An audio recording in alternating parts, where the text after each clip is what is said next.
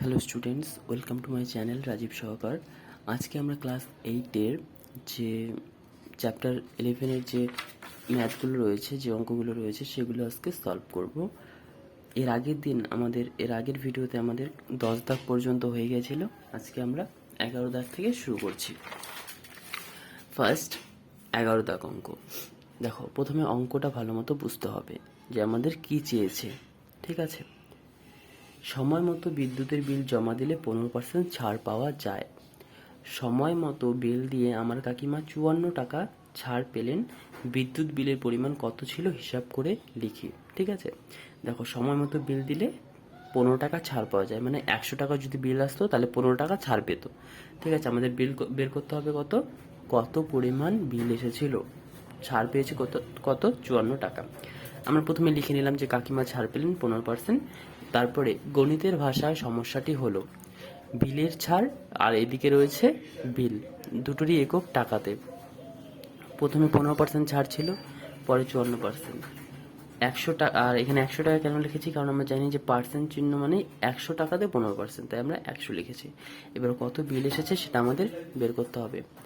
এখানে বিল বাড়লে বিলের ছাড় বাড়বে, তাই না? কারণ যদি 200 টাকা বিল আসতো তাহলে 30 টাকা ছাড় হতো, যদি 300 টাকা হতো তাহলে 45 টাকা। তাই আমরা বলতে পারি যে বিল বাড়লে বিলের ছাড়ও বাড়বে। ঠিক আছে, তাই সম্পর্কটা কি সম্পর্ক? সরল সম্পর্ক। আর সরল সম্পর্ক হলে কি হয়, নিচেরটা উপরে চলে যায়, উপরেরটা নিচে চলে যায়। দেখো, নিচেরটা উপরে চলে গেছে আর উপরেরটা নিচে চলে আসছে। আর এখানে 100 ছিল, 100 আমরা গুণ করে দিয়েছি। এবার কাটাকাটি, 15কে 5 দিয়ে কাটলে 3, 100কে 5 দিয়ে কাটলে 20। এবার এই 3 দিয়ে আমরা 54কে কাটলে 18, 18 দুগুণ 36, শেষে শূন্য ছিল, শূন্য বসিয়ে দিয়েছি। টাকা, তাহলে বিদ্যুৎ বিলের পরিমাণ ছিল কত? 360 টাকা। তারপরের অঙ্কটা দেখো,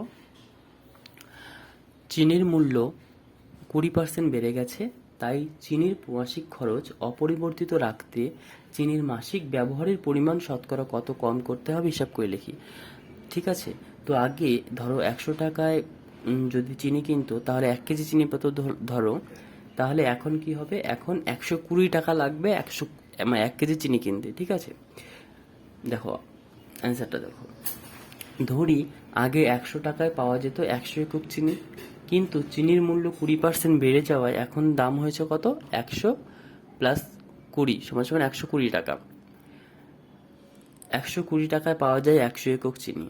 তারপরে কি লিখেছি? গণিতের ভাষায় সমস্যাটি হলো, এদিকে চিনির দাম, এদিকে হচ্ছে চিনির পরিমাণ। 120 টাকায় 100 একক চিনি পাওয়া যায়, তাহলে আমাদের কি বলছে যে 100 টাকায় কতটা চিনি পাওয়া যাবে। ঠিক আছে, তাহলে সম্পর্কটা সম্পর্কটা কেমন? সরল। কেন? কারণ চিনির দাম যদি কমে তাহলে চিনির পরিমাণও কমে যাবে, তাই না? এবার দেখো, 120:100 100 আমাদের কতটা পরিমাণ এখন লাগবে এটা আমাদের বের করতে হবে। এবার কাটাকাটিটা কি সরল হলে কি হয়, নিচেরটা উপরে চলে যায়, উপরেরটা নিচে চলে যায়।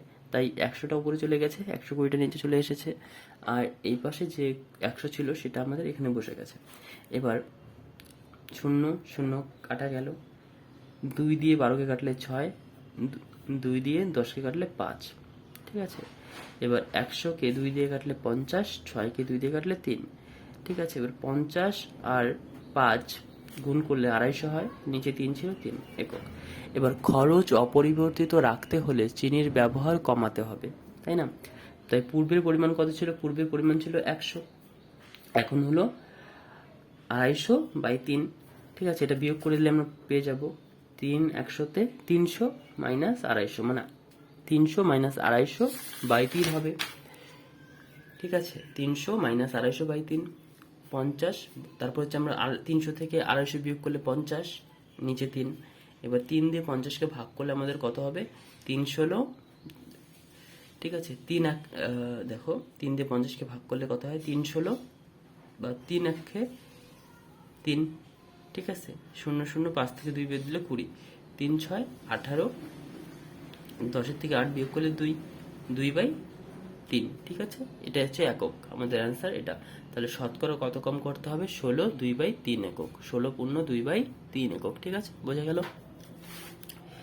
তারপরে যে অঙ্কটা রয়েছে সেটা হচ্ছে, দেখো, জল জমে বরফে পরিণত হলে আয়তন 10% বৃদ্ধি পায়। এই বরফ গলে জল হলে আয়তন শতকরা কত পার্সেন্ট হ্রাস পাবে হিসাব করি।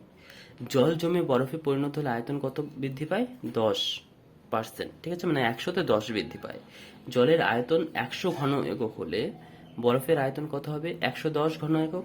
ঠিক আছে, বরফের আয়তন 110 ঘন একক, জলের আয়তন হ্রাস পায় কি? 110 থেকে আমরা কি বিয়োগ করব? 100 বিয়োগ করব, তাহলে 10 ঘন একক, 10 ঘন একক হ্রাস পাচ্ছে।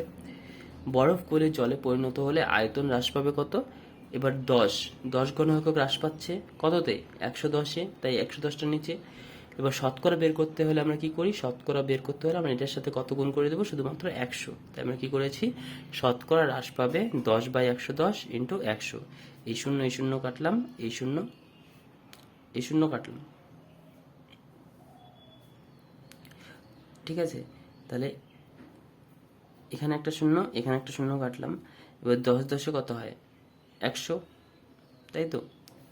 এবার দেখো 100/11।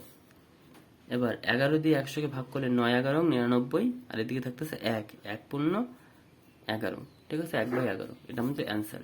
তাহলে বরফ গলে জল হলে আয়তন শতকরা হ্রাস পাবে কত? 9, 1/11%। ঠিক আছে, তো আজকের ভিডিওটা এত পর্যন্তই। এরপরে আমরা 14 দাগের অঙ্কগুলো আমরা সলভ করব। ঠিক আছে, আর অঙ্কগুলো আমি করে দিয়েছি যাতে তোমাদের ভিডিওটা বেশি লম্বা না হয়, সেই জন্য আমি শুধু অ্যানালাইসিস করে দিলাম। ঠিক আছে, এক্সপ্লেন করে দিলাম। তো যদি ভিডিওটা ভালো লাগে তাহলে সাবস্ক্রাইব করে দিও।